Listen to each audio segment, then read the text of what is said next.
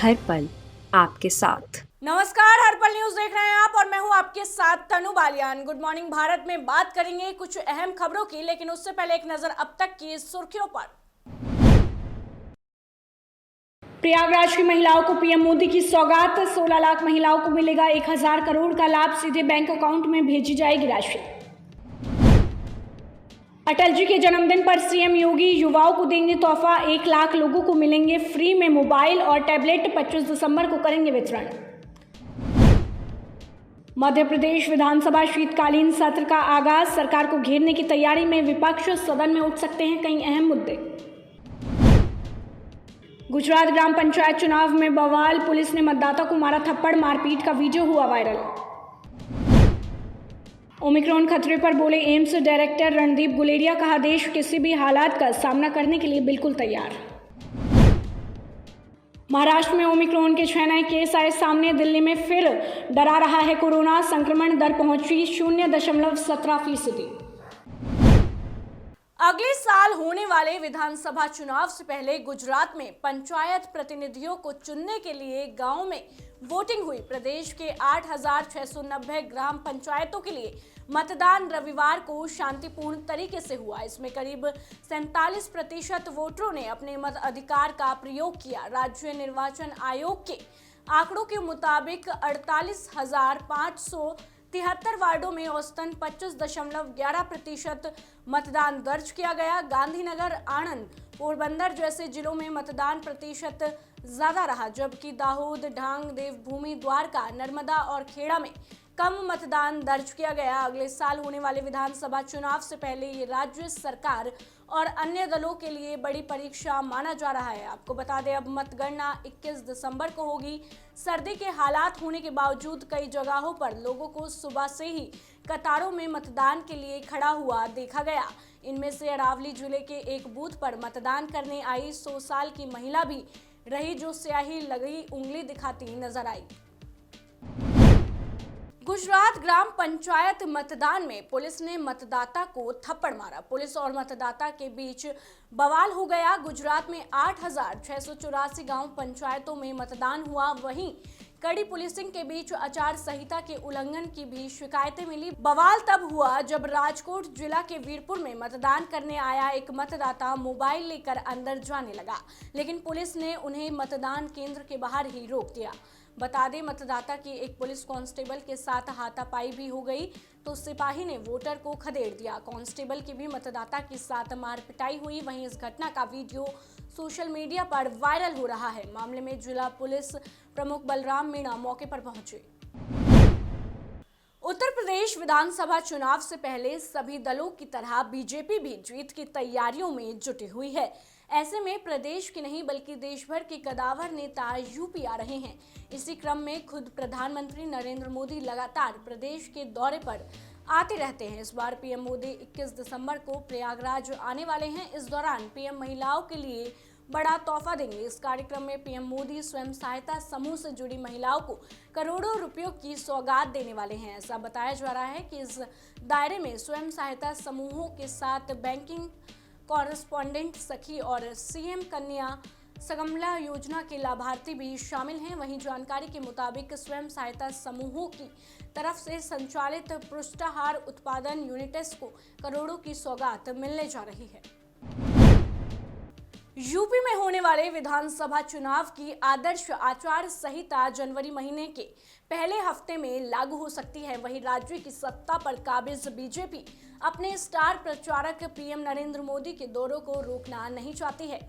लिहाजा पीएम मोदी के लिए राज्य में नए दौरे तैयार किए जा रहे हैं। फिलहाल पीएम मोदी अगले हफ्ते प्रयागराज और कानपुर का दौरा कर सकते हैं। प्रयागराज में वो 2.5 लाभार्थी महिलाओं को संबोधित कर सकते हैं और साथ ही कानपुर में वो मेट्रो का उद्घाटन भी कर सकते हैं। मिली जानकारी के अनुसार प्रदेश में पीएम मोदी के हाथों से शिलान्यास और विकास परियोजनाओं के उद्घाटन जारी रहेंगे। वहीं बीजेपी राजधानी लखनऊ में पीएम मोदी की बड़ी रैली की तैयारी कर रही है।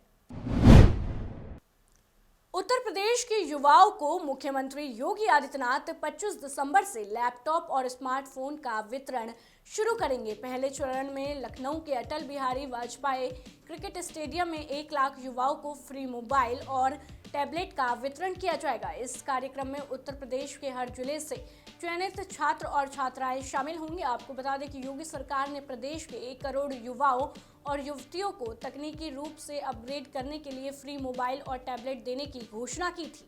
इससे पहले चरण में 25 दिसंबर को 60,000 मोबाइल और 40,000 को टैबलेट मिलेगा।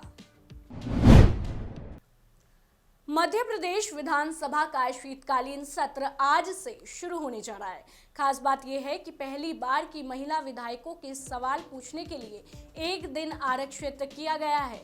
प्रश्नकाल का एक दिन सिर्फ पहली बार की महिला विधायकों के लिए ही आरक्षित है। मतलब 22 दिसंबर को सिर्फ महिला विधायक ही सवाल पूछेंगे। सत्र बिना किसी हंगामे के चल सके, इसके लिए कल सर्वदलीय बैठक बुलाई गई है। इस दौरान विधानसभा अध्यक्ष गिरीश गौतम ने सत्र को बिना हंगामे के सुचारू रूप से चलाने के लिए सभी सदस्यों का सहयोग मांगा। आपको बता दें कि मध्य प्रदेश विधानसभा का 5 दिवसीय शीतकालीन सत्र 20 दिसंबर से शुरू हो रहा है।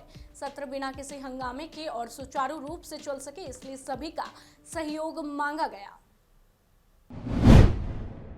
विवादित बयानों की वजह से चर्चा में रहने वाले बिहार के पूर्व मुख्यमंत्री जीतन राम मांझी की जुबान फिर से फिसल गई है। इस बार निशाने पर ब्राह्मण है। पटना में भुइयां समाज के मंच से बोलते वक्त उन्होंने ब्राह्मण समाज पर निशाना साधा। आपको बता दें कि उनके इस बयान का वीडियो रविवार को वायरल हो गया। बयान पर बवाल मचने के बाद मांझी ने यू-टर्न लिया और तुरंत माफी मांग ली। पंजाब सरकार ने रविवार को अमृतसर के स्वर्ण मंदिर में कथित बेअदबी की कोशिश की जांच के लिए रविवार को एसआईटी का गठन किया है। मिली जानकारी के अनुसार अमृतसर की कानून व्यवस्था की अध्यक्षता वाली एसआईटी 2 दिनों में घटना पर अपनी रिपोर्ट देगी। आपको बता दें, एक शख्स ने रविवार को दरबार साहिब में बेअदबी की कोशिश की थी, जिसके बाद लोगों ने उसकी पीट कर हत्या कर दी। ये घटना शाम के वक्त हुई, जब व्यक्ति ने रेलिंग से कूदकर मुख्य स्थल में प्रवेश किया, जहां गुरु ग्रंथ साहिब को रखा गया है। फिर उसने कथित तौर पर सिखों की पवित्र पुस्तक को अपवित्र करने की कोशिश की।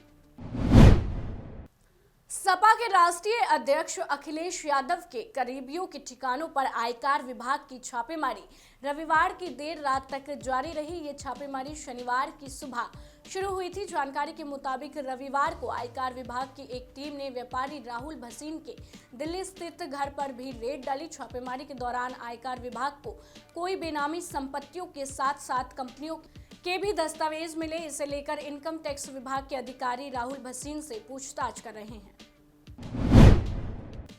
केरल के अलापुझा जिले में 12 घंटे के अंदर 2 नेताओं की हत्या का मामला सामने आया है। अलापुझा में आज सुबह एक बीजेपी नेता की हत्या कर दी गई। इससे पहले शनिवार रात social democratic party of India के नेता की हत्या हुई थी। जानकारी के मुताबिक बीजेपी ओबीसी मोर्चे के स्टेट सेक्रेटरी वकील रंजीत श्रीनिवास के घर में घुसकर उस वक्त हमला किया गया जब वो मॉर्निंग वॉक के लिए तैयार हो रहे थे। रंजीत ने हाल ही में हुए विधानसभा चुनाव में बीजेपी उम्मीदवार के तौर पर इलेक्शन लड़ा था। एसडीपीआई के स्टेट सेक्रेटरी के एस शान पर शनिवार रात कुछ लोगों ने हमला किया। शान बाइक से घर लौट रहे थे। इसी दौरान एक कार ने उन्हें टक्कर मार दी। इसके बाद उन पर चाकू से कई वार किए गए। घायल अवस्था में उन्हें अस्पताल ले जाया गया, जहां उन्होंने दम तोड़ दिया। फिलहाल पुलिस मामले की जांच कर रही है। जिले में धारा 144 लागू कर दी गई है। यातायात के दौरान चेकिंग बढ़ा दी गई है। साथ ही गैर जरूरी तौर पर इकट्ठा होने पर पाबंदी लगा दी गई है।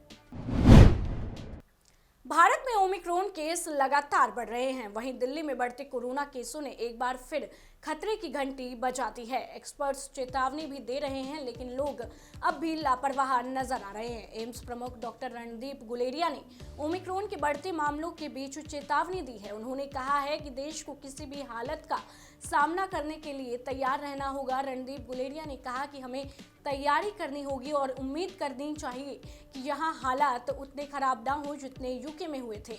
हमें और डेटा की ज़रूरत है। जब भी दुनिया में केस बढ़ेंगे तो हमें बहुत निगरानी रखने की ज़रूरत है और उसके हिसाब से तैयारी करने की भी ज़रूरत है।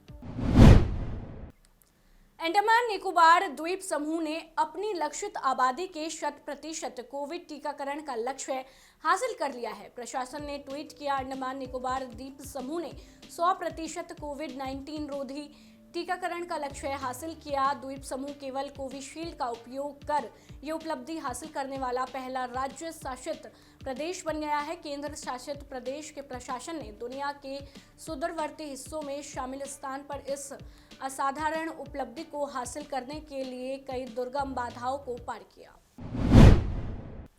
कोरोना के नए वेरिएंट ओमिक्रॉन से टेंशन बढ़ने लगी है। देश में रविवार को ओमिक्रॉन के कुल मामले 150 पार कर गए, जिसमें सबसे ज्यादा चिंताजनक स्थिति महाराष्ट्र की बनी हुई है। यहीं रविवार को ओमिक्रॉन के 6 नए केस मिलने के बाद अब कुल 94 मामले हो गए हैं। वहीं राजधानी दिल्ली में अब तक 22 ओमिक्रॉन संक्रमित हैं। अब देश में ओमिक्रॉन के कुल 151 मरीज हो चुके हैं। ओमिक्रॉन के साथ साथ अब कोरोना पॉजिटिव के आंकड़ों में भी बढ़ोतरी होना शुरू हो गई है। आपको बता दें, रविवार को दिल्ली में 6 महीने बाद कोरोना के 107 मामलों ने चिंता बढ़ा दी है। इससे पहले यहां 25 जून को एक दिन में 115 कोरोना केस आए थे। वहीं महाराष्ट्र में पिछले 24 घंटे के भीतर कोविड के 902 नए मामलों ने खलबली मचा दी। देश में ओमिक्रॉन के 10 नए केस मिले हैं। इनमें महाराष्ट्र के 6 और गुजरात के 4 केस शामिल हैं। महाराष्ट्र में ओमिक्रॉन के 6 नए मामलों की पुष्टि हुई है। इनमें से 4 मामले मुंबई एयरपोर्ट पर हुए जांच में सामने आए हैं। वहीं पुणे और परंपरी चिंचवाड़ में एक ओमिक्रॉन पॉजिटिव मिले हैं। देश में सबसे ज्यादा ओमिक्रॉन संक्रमित मामले महाराष्ट्र में हैं। वहीं देश में अब तक मिले ओमिक्रॉन संक्रमितों की कुल संख्या 153 हो गई है। गुजरात के राजकोट में 23 साल का स्टूडेंट ओमिक्रॉन पॉजिटिव पाया गया। ये स्टूडेंट तंजानिया का नागरिक है और राजकोट की एक यूनिवर्सिटी में पढ़ता है। गुजरात में विदेश से लौटे 3 लोगों में ओमिक्रॉन की पुष्टि हुई है। 2 संक्रमित यूके से लौटे थे, वहीं 1 संक्रमित दुबई से लौटी थी। राजस्थान और हिमाचल प्रदेश में शीतलहर का प्रकोप जारी है और अगले 3 दिनों तक राहत मिलने के आसार नहीं हैं। भारत मौसम विज्ञान विभाग ने बताया कि दिल्ली, उत्तर प्रदेश, मध्य प्रदेश, जम्मू कश्मीर, लद्दाख, गिलगित बल्तिस्तान और मुजफ्फराबाद, उत्तराखंड और हिमाचल प्रदेश भी शीतलहर की चपेट में हैं। वहीं उत्तर पश्चिमी भारत में राजस्थान के चुरू में सबसे कम 0 से 2.6 डिग्री सेल्सियस से नीचे तापमान दर्ज किया गया। इसके बाद सीकर में 0 से 2.5 डिग्री से नीचे और अमृतसर में 0 से 0.5 डिग्री से नीचे तापमान दर्ज किया गया। सफदरगंज वेधशाला ने दिल्ली में अभी तक इस मौसम का सबसे कम 4.6 डिग्री से न्यूनतम तापमान दर्ज किया गया। वहीं लोधी रोड में न्यूनतम तापमान 3.6 डिग्री से दर्ज किया गया। मौसम विभाग ने कहा है कि उत्तराखंड के कुछ हिस्सों में घना कोहरा छाया रहा। क्रिसमस और नए साल के जश्न को लेकर ओली में होटल और लॉन्च में बुकिंग फुल हो चुकी है। 22 दिसंबर से लेकर जनवरी के पहले हफ्ते तक के लिए पर्यटकों ने होटल बुक कर लिए हैं। ओली में इन दिनों पर्यटक अच्छी तादाद में पहुंच रहे हैं। रविवार को वीकेंड होने के चलते यहां काफी संख्या में पर्यटक आए। पर्यटक रोपवे और चेयर लिफ्ट का भी आनंद ले रहे हैं। पर्यटकों की अच्छी तादाद को देखकर होटल कारोबारियों के साथ ही अन्य व्यवसायियों के चेहरे खिले रहे। मानव सेवा संगम चैरिटेबल ट्रस्ट की ओर से मानव सेवा संगम ब्लड बैंक के 4थे स्थापना दिवस के उपलक्ष्य में मानव सेवा संगम के प्रांगण में रक्त सारथी सम्मान समारोह कार्यक्रम का आयोजन किया गया। इस कार्यक्रम में बीजेपी पूर्व प्रदेश अध्यक्ष और सार्वजनिक उपक्रम ब्यूरो हरियाणा के चेयरमैन सुभाष बराला मुख्य अतिथि के रूप में उपस्थित हुए। सुभाष बराला के कार्यक्रम में पहुंचने पर संस्था सदस्यों की ओर से भव्य स्वागत किया गया। इस दौरान सुभाष बराला ने मां सरस्वती के समक्ष दीप प्रज्वलित कर कार्यक्रम का शुभारंभ किया। कार्यक्रम में समय समय पर रक्त की पूर्ति करने वाले रक्तदाताओं को सम्मानित किया गया। जी हाँ, मानव सेवा संगम का जो ये ब्लड बैंक है, इसको शुरू हुए 3 साल हुए हैं और इस 3 साल पूरा होने पर यहाँ जो ऐतिहासिक काम है कि यहाँ की संस्था हमेशा से करती आ रही है, ब्लड डोनेशन का काम करती आ रही है, यहाँ पर हॉस्पिटल के माध्यम से सेवा का काम करती आ रही है। तो आज जिन ऐसे युवाओं के दम पे टोहाना ही नहीं, आसपास के क्षेत्रों में लोगों की खून की ज़रूरत पूरी होती है, ऐसे जो रक्तदाता हैं, ऐसी जो संस्थाएं हैं जो रक्तदान के काम में लगी हुई हैं, ऐसे सब संस्था और व्यक्तिगत लोगों को यहाँ पर सम्मानित करने का काम मानव सेवा संगम की तरफ से रखा हुआ है। इस कार्यक्रम में आज मेरा यहाँ पे आना हुआ है। दिल्ली के कॉमनवेल्थ विलेज में रविवार को यमुना ट्रॉफी मैच का आयोजन इंडियन मीडिया वेलफेयर एसोसिएशन और Indian development for human care society की ओर से किया गया। इस ट्रॉफी का उद्घाटन दिल्ली पुलिस कमिश्नर राकेश अस्थाना और दिल्ली हाईकोर्ट जज राजेश भटनागर ने क्रिकेट खेलकर किया। इस मैच का टॉस पूर्व दिल्ली की डीसीपी ने प्रियंका कश्यप ने की।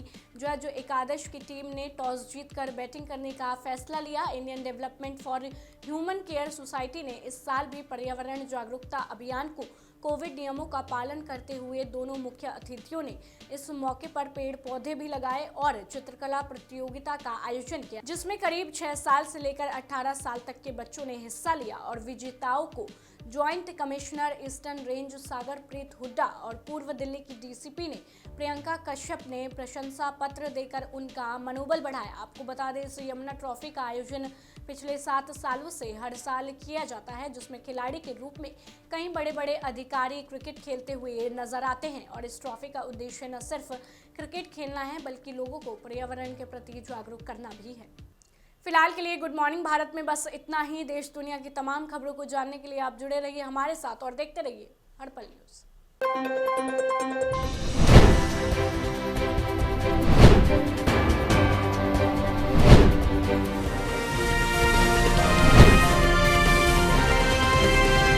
हर पल आपके साथ।